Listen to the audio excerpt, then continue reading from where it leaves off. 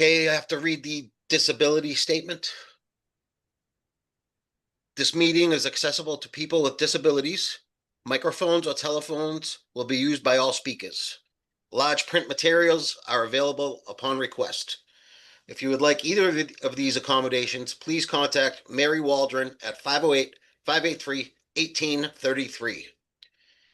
The notice of non-discrimination rights and protections to beneficiaries with regard to the federal Title VI non-discrimination protections and the state non-discrimination protections is posted in this meeting room and is available on the Old Colony Planning Council website.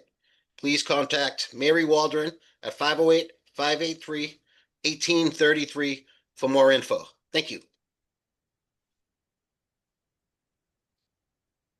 And then we need someone to take a roll call. John, would you do that? Yeah, I can do that. Abington, Yes. Alternate. Avon, Present. thank you. Bridgewater, Brockton, Here. Duxbury, East Bridgewater, Easton, Halifax, Hanover, Hanson, Don Howard and Hanson. thank you. Kingston, let's see, Pembroke, Plymouth, Plimpton, Stoughton, West Bridgewater, Whitman, Alternate. Brockton Area Transit, Kelly and Michael are here. thank you. MassDOT District 5, Hi, everyone. Barbara LaChantia. thank you. MassDOT OTP, Derek Schuster, Mass.OTP. thank you and welcome. And GATRA. Okay, that is roll. Thank you. Item 2 is public comments. Do we have any?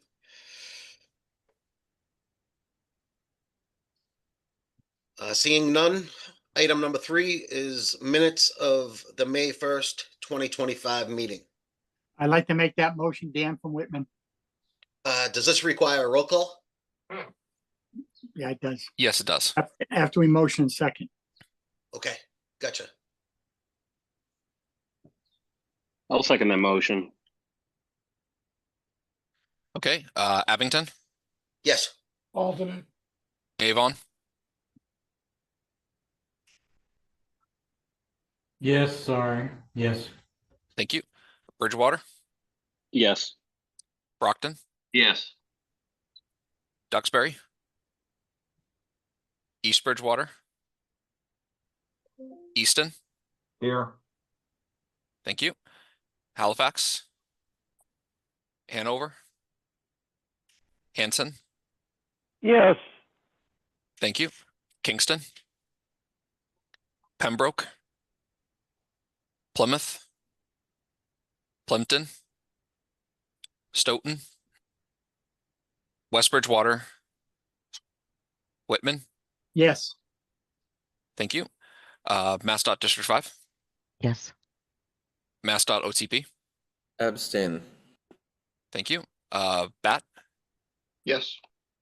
and GATRA, who I don't believe is on yet. Okay, that's motion. Thank you.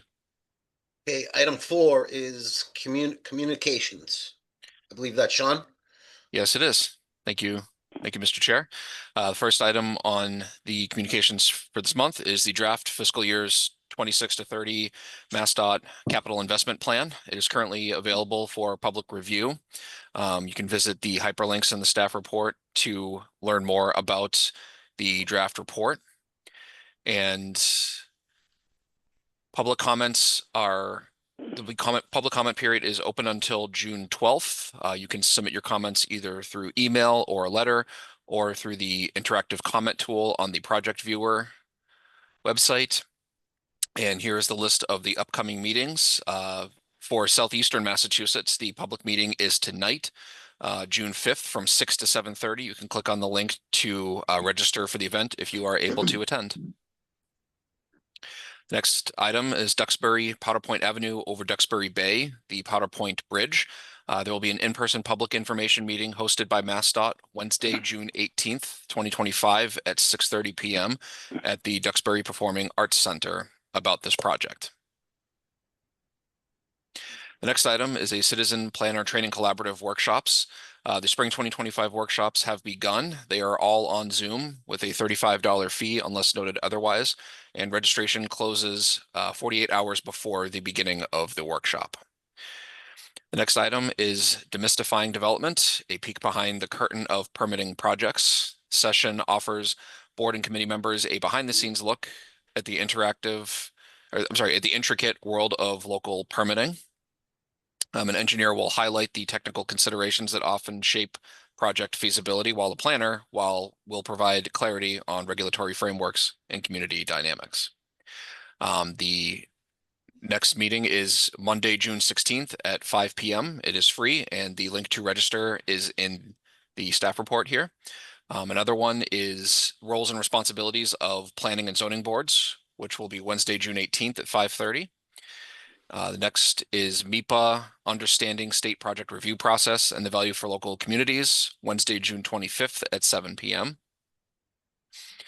And then I believe lastly, Special Permits and Variances, Thursday, June 26th at 5:30 p.m. And here's the first of two flyers. There will be two more walk audits in conjunction with Walk Massachusetts, partnering up with Old Colony Planning Council. This first one will be June 26th from 6 to 7:30. It'll be a 1-mile walk starting at the intersection of Nilsson and Main Streets. And then the next one is another 1-mile walk, July 23rd from noon to 1:30 p.m., meeting at the West Middle School at 271 West Street. Please contact Yolnaldo Spinola to RSVP for either of these walk audits. The next item is a fiscal year 2025 Safe Streets for All notice of funding opportunity. There are two available grant types: planning and demonstration grants, which are used to develop, complete, or supplement an action plan, and then implementation grants, which are used to implement strategies or projects consistent with an existing action plan. Applications are posted on grants.gov. The deadline is June 26th at 5 p.m. They must be submitted via the valid eval online application portal. For more information, please visit the hyperlink in the staff report.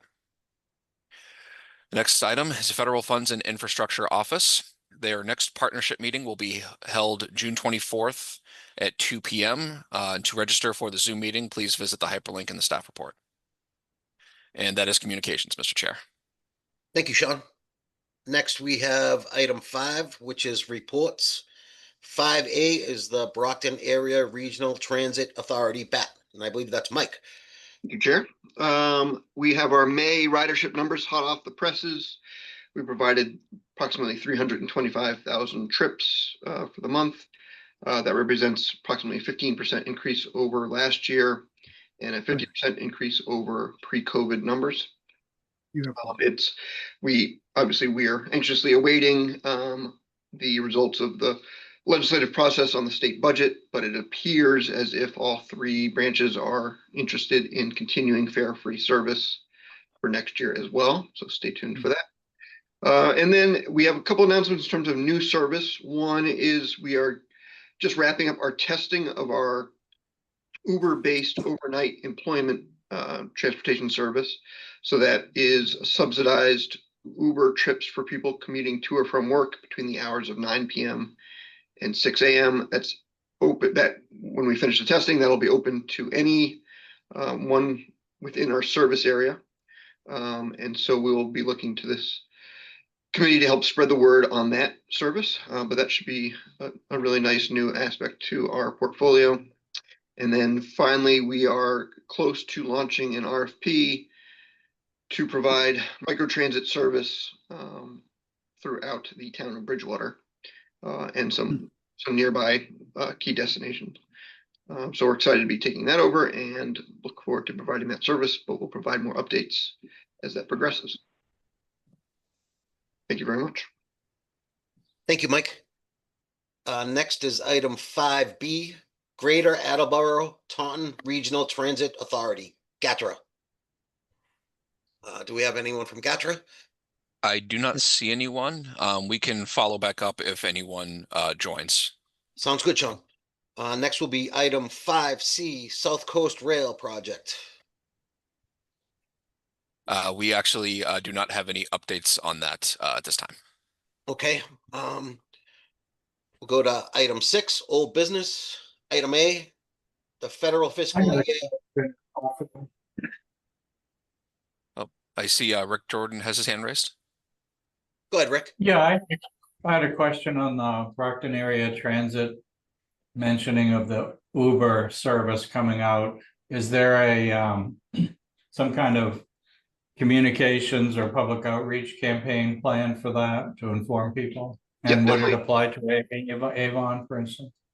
Yeah, we'll work with, it does apply to Avon.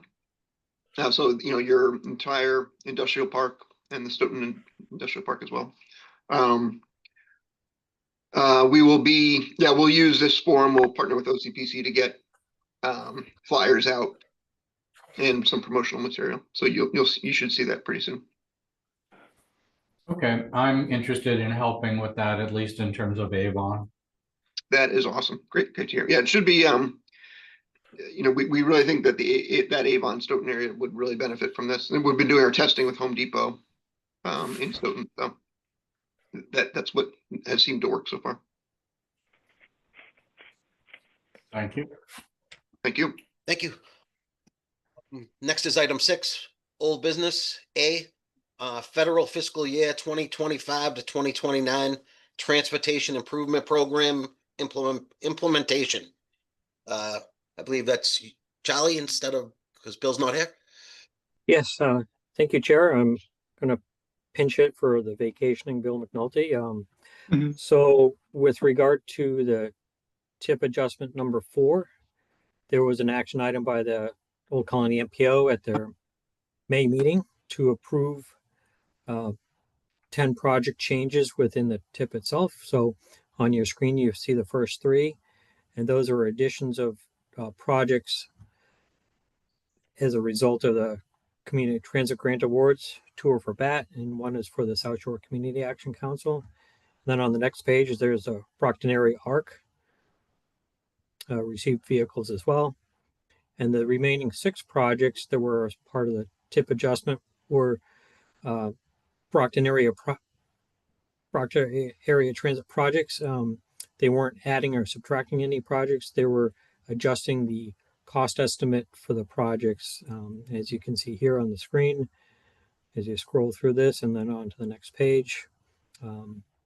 Again, no new additions with these 6 projects, just cost estimate changes. So the MPO approved this at their meeting in May, and you know, we're certainly available if the folks on the call today have any questions. Any questions for Charlie? Charlie, is this an action item? Yes. No, this is just information. Okay. Thank you. Seeing no questions, we'll go to item 7, new business. Report from nominating committee and election of Old Colony JTC officers for 2025 and 2026. Thank you, Chair. As you might have noticed, we have a new chair for the JTC. John Stone and Dan Salvucci were duly elected to their terms as officers for the 2025 and 2026. Thank you, Mike. So if we could have a motion to accept the report of the nominating committee and the slate of officers, and then do a roll call of those present to affirm. Can I make that motion even though my name is in it? Yep. All right, I make that motion. Second, Okay, I'll call the roll. Abington, Yes. Avon, Yes. Bridgewater, yes. Brockton, Yes. Duxbury, East Bridgewater, Easton, Yes. Halifax, Yes. Hanover, Hanson, Yes. thank you. Kingston, Yes. Pembroke, Plymouth, Plimpton, Stoughton, West Bridgewater, Whitman, Yes. MassDOT District 5, Yes. MassDOT OTP, Yes. BAT, Yes. and I don't believe Gatra is on the call, so motion passes. Yep. Thank you from Dan. Thank you all. Thank you, Sean. Okay, we'll go to new business. Item 7B, Old Colony Federal Fiscal Year 2026 Unified Planning Work Program. Yeah, thank you, Chair. So the Old Colony MPO at their May meeting released the draft 2026 UPWP to a public review and comment period. As you know, the UPWP is a scope of work and budget for the transportation planning staff of the MPO for the upcoming federal fiscal year. There are multiple funding sources that comprise the budget and includes Federal Highway Administration, Federal Transit Administration, MassDOT, and Brockton Area Transit. As we scroll on to the next page, begins our ways to comment on the plan. You can send an email, paper mail it, fax it, we can call. So multiple ways to provide comment. And there's an upcoming meeting of the MPO on June 17th. You can attend that meeting as well. And so going on to the next page begins our table of contents. It's stratified into multiple sections, multiple tasks, if you will. Task 1000 is management support of the planning process and certification activities. And that includes our public participation process, our Title VI program, development of the TIP, etc. Task 2000 includes tasks such as our traffic counting program, our drone program, operation of our geographic information systems, and then importantly, congestion, pavement, safety, and our flow management programs, and also our travel demand modeling. Next up is task 3000. That's sort of our discretionary activities element. And you can see in here, there's several new corridor studies. The first being Route 53 and 139 in Pembroke. The second being Route 80 corridor study in Kingston and Plymouth. And then some other tasks are the addition of our coordinated human services transportation plan and phase 1 of our upcoming 20-year long-range transportation plan.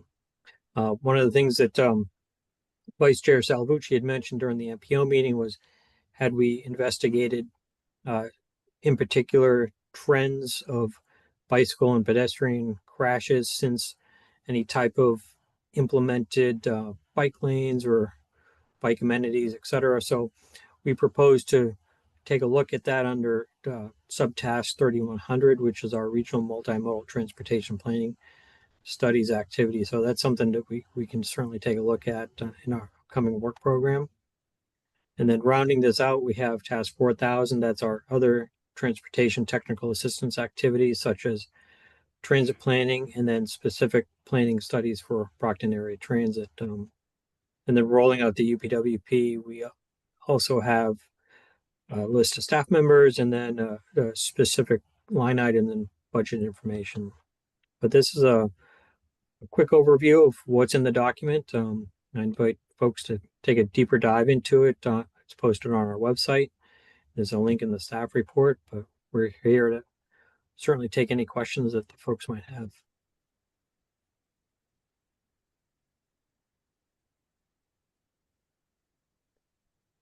Thank you, Charlie. That's awesome. That's a lot of work. Yeah. No questions. Seeing no questions, we'll go to item 7C, climate resilience, adaptation, connectivity, and culverts overview. Yes, and this will be Matt Dyer, and he has a presentation to provide.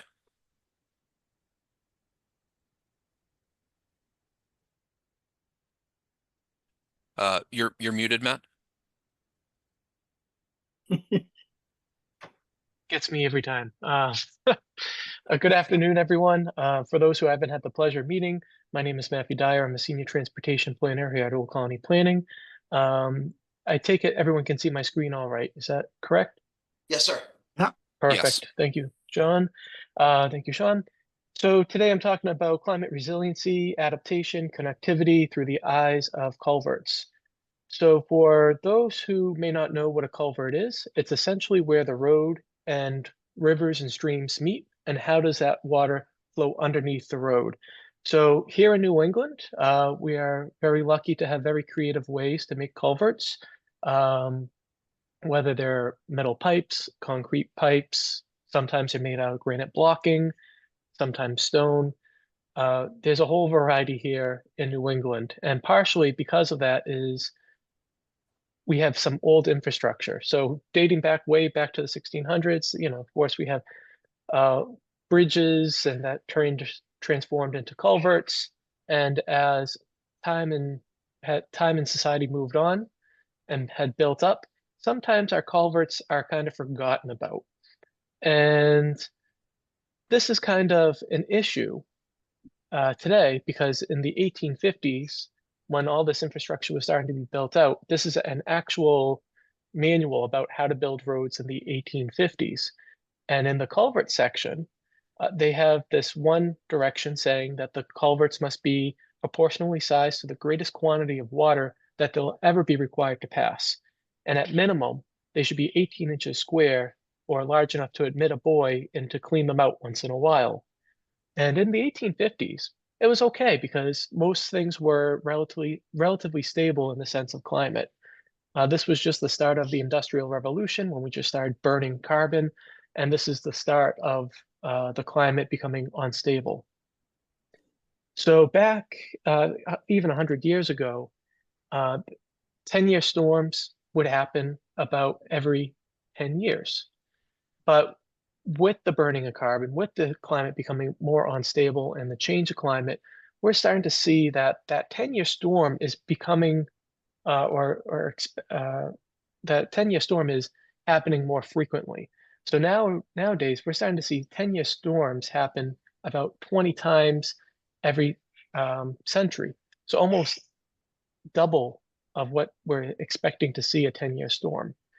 And you can see also, too, the 25-year, the 50-year, and the 100-year storm are happening more frequently. And we're starting to move away from using the term 10-year storm, 25-year storm, 100-year storm, because it's not accurate anymore. So they're starting to come out with terminology such as, the 10% chance, they're using the chance or the probability of when that type of storm will happen. So we can dive into that another day, but today we're here to talk about culverts. So the frequency of these storms are happening more often, but also too, the precipitation rates are also changing and they're also increasing. So back in the 1920s, that 10-year storm that we were just talking about would drop maybe about 1.5 inches of rain per hour. And now that same 10-year storm that is happening more frequently has more intense precipitation, and it's dropping 2.2 inches of rain per hour. And most people go, Matt, don't worry, it's only 0.7 inches of a change. But you have to look at the holistic picture here. So if you have so looking at the holistic picture here, back in the 1920s, if you have an acre of land, that's about 40,000 gallons of water from that storm that produced 1.5 inches of rain per hour. But if you look at today's standards and you see what has happened with the increase of precipitation, you go from 40,000 gallons of water now to 59,000 gallons of water. And that's a difference of 19,000 gallons of water. that's enough to swim, fill a semi-Olympic training pool. So those culverts that we were building back in the 1850s, 1920s, they're all undersized to today's storm, and that's starting to pose a problem. So I have a video of a culvert up in Maine in 2008. I'm going to fast forward to speed it up a little bit for the sake of time. But this is up in Maine where they had an intense rainstorm. And as you can see, the culvert's too small. The water is flowing up and over the road at this point and starting to wash out the road. And as this happens, it's starting to break away some of the road, and some changes are happening underneath the road as well. And I'll just kind of let the video do the rest of the talking.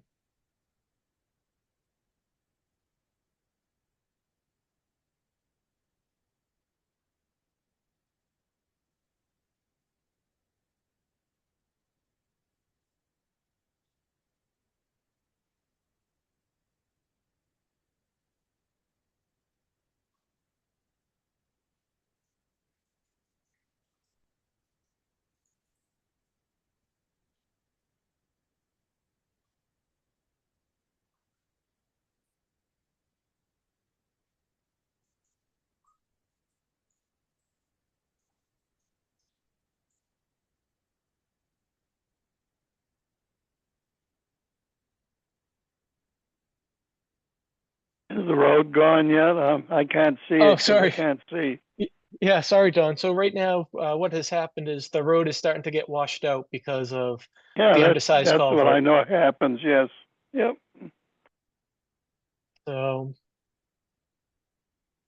and more of the road for you, Don, it's the more of the road is being washed out as the first Yep. part was washed away.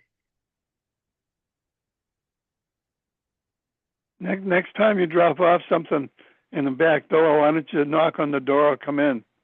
Sure thing, Don. Happy to. No, anytime I'm home here. Perfect. So right now, Don, the actual metal pipe is being washed away in the I in the video. understand that, yes. Yep. So I'll be happy to stop by and share the video with you.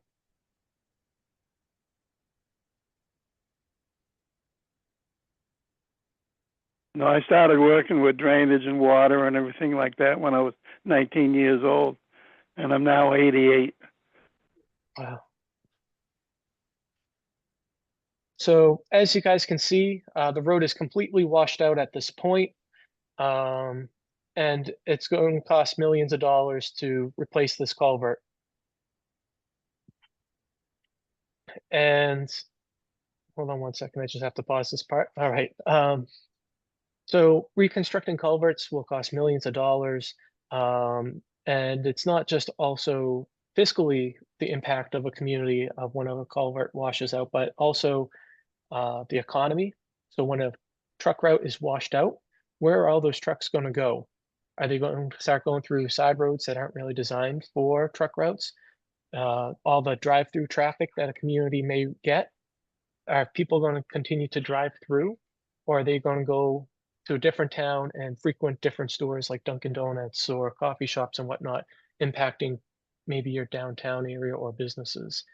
But also too, we have to look at through at the lens of ecology.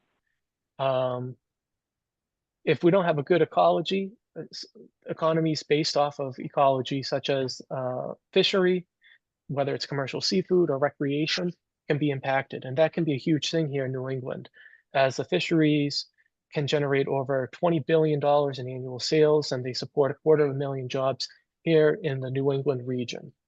And down here in Massachusetts, that we have a lot of economies that are based off of the blue economy. So making sure that we have a good, healthy economy, blue ecology, part of it is we have to focus on adronomous fish. So adronomous fish, for those who don't know, are the fish that live out in the ocean and they'll swim inland. So maybe your Hansons, Pembrokes, Bridgewaters, they'll swim inland, they'll lay their eggs and then they'll swim out to sea. The eggs will hatch and then eventually they'll swim out to sea. And these are keystone species to fisheries here in New England, and they play a vital role for our economy, but also too, they have a cultural significance and they're important for our Native American life and play an important role in colonial history.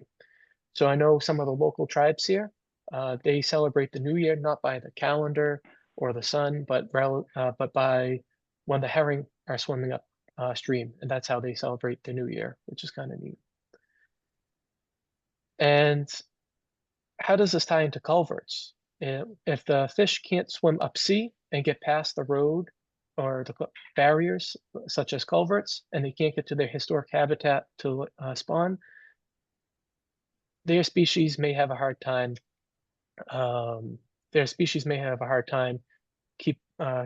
Keeping the momentum up and sustaining their species.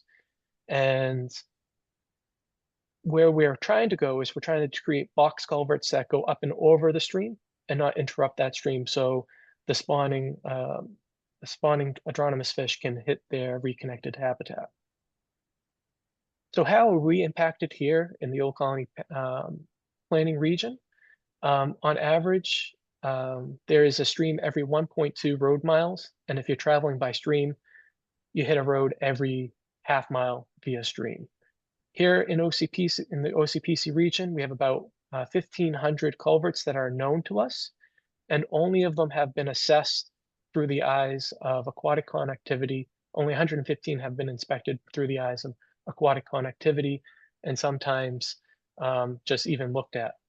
So the number may change a little bit there, just because every day is different, but that's how we're impacted. Is only about 10% of our culverts have been assessed through aquatic connectivity and conditions.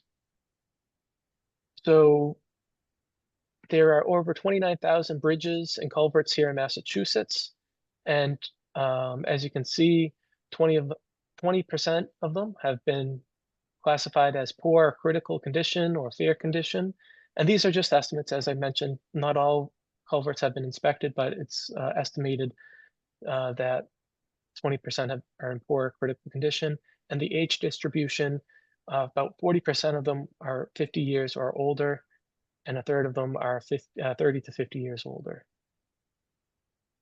So how is this, going back to Old Colony planning region, how are we impacted? As you can kind of see in these images, you can see that culverts, the bottom of them are starting to be washed out.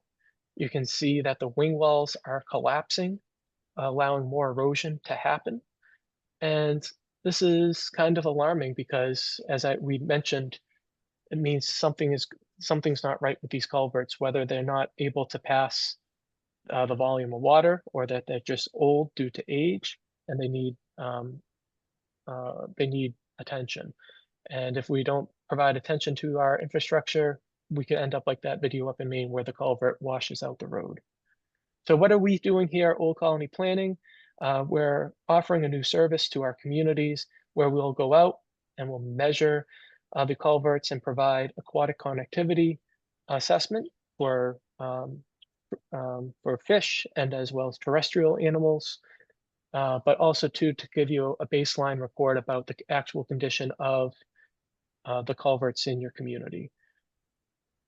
And here's our crew out in the field, just taking these measurements and getting a better idea of what our culverts are like. Old Colony Planning has provided in the past culvert assessment training. So if you are interested about having your crews come out and get trained in culverts, we're happy to help them. And just like Bugs Bunny in the circle at the end of the cartoon shows, here I am in the culvert, around culvert, saying, that's all, folks. Are there any questions? Yeah, Matt, Dan Sutherland. Yes, sir. We have a number of culverts going under streets. I know of 3 or 4 of them. If you wanted to give Bruce Martin a call at our DPW, because they're the ones that are in charge of it, to see if in fact they have any issues. And I also know that we have a couple of old dams, one on Pine Street and one behind the old shoe factory by the T station. that are, oh, very old. And whether or not there's any, if they need improvement, if there's any grants dealing with it. I know that we've had an issue years ago with the culvert down by the DPW and I mean, let's see, no, down by the T station where the road didn't get washed out but got flooded. And the fire department went and started pumping it out off the street so it wouldn't destroy the street. But that was like about 15 years ago. So I don't know if they did any repairs. But Bruce would been there in the DPW a long time. He would probably know if there are any of our culverts that are in dire repair. Perfect. Dan, for the ones near the MBTA station, was that Pond Street that was flooding? That was by the right across, you know, as you go by the before you get to the DPW, or after you get to the, no, is it before the DPW? By the pond that's there. Yep. Goes under the road and into a stream. And it goes along, I don't know where it ends up, but I'm just saying. Sure. That was we can take a one peek that at I it. thought they thought that stones would be, I think it's made out of stones. And might have, some of them washed away or something. I don't know if they ended up putting a pipe under there or not. You're talking about years and years and years ago. Sure. But it might Yeah. be something to look at. Bruce would know. Absolutely. Well, I'll reach out to Bruce afterwards. Yeah, okay, thank you. Anyone else? Any other questions? Are you living home now? Pardon, Don? Are you living on County Road?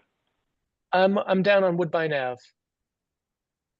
Oh, Woodbine. Now that's not far from my house. Nope. You could stop in after the meeting.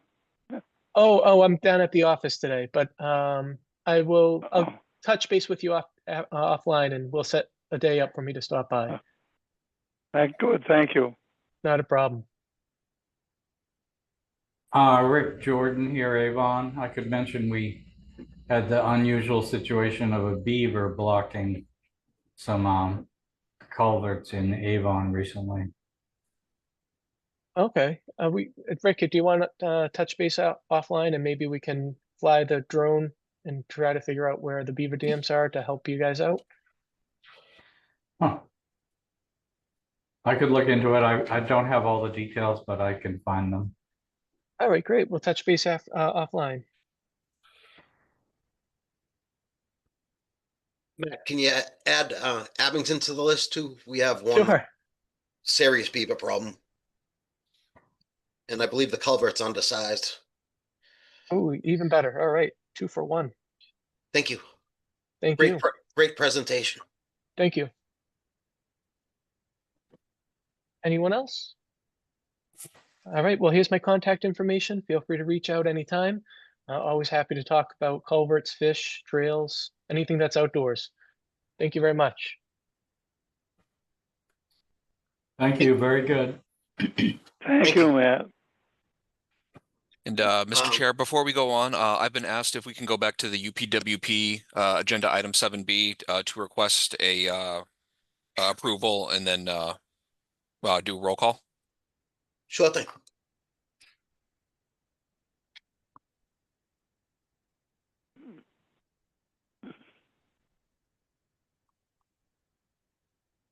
Okay, so do I have a motion in a second to approve the UPWP? So No moved, Dan. motion. Second. Okay, Dan voted, Don seconded. Any questions regarding the UPWP? Okay, I'll do a roll call. Abington, Yes. Avon, Yes. Bridgewater, Brockton, Duxbury, East Bridgewater, Easton, Yes. Halifax, Yes. Hanover, Hanson, Yes. Kingston, Yes. Pembroke, Plymouth, Plimpton, Stoughton, West Bridgewater, Whitman, Yes. MassDOT District 5, Yes. MassDOT OTP, Yes. Bat, Yes. and Gatra is not here, so motion passes. Thank you. Thank you, Sean.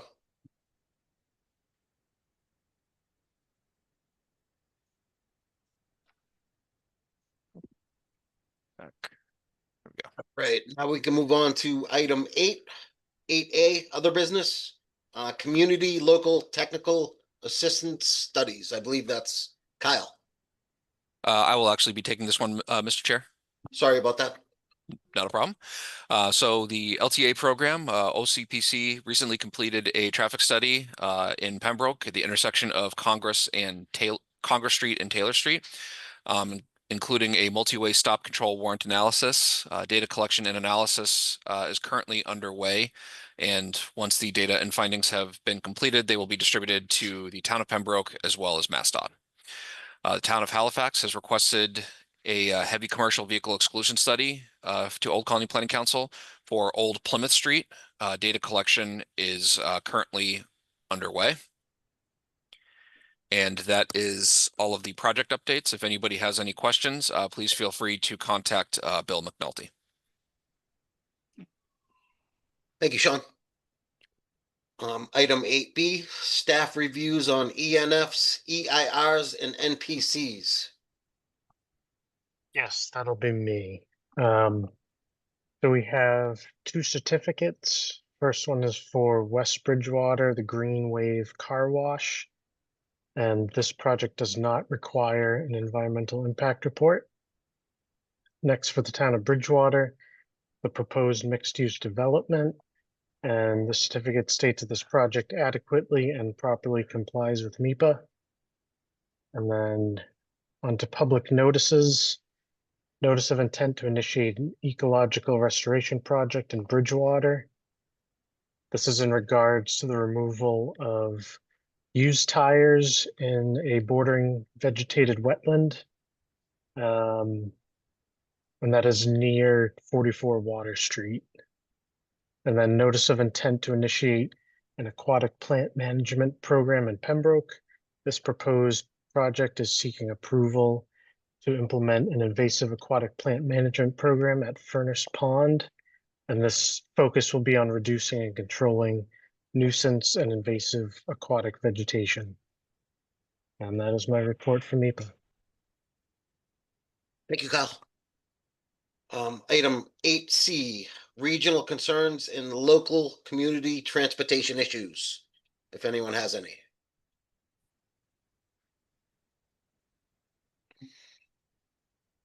All right, seeing none, item 9 is adjournment. I'd just like to send out a thank you to Noreen O'Toole for running the meetings for so long. Big shoes to fill. Yeah, as vice chair, I'd like to thank Noreen also for all her years that she's part of it. But I believe she's still on the Old Colony as the I'm the alternate, so she's she's the regular member. And I want to thank her and hope things work out for her. Okay, a motion to adjourn. So move, Dan Salvucci. Second by Don. Okay, thank you all. Good evening. you. Good Thank you. afternoon.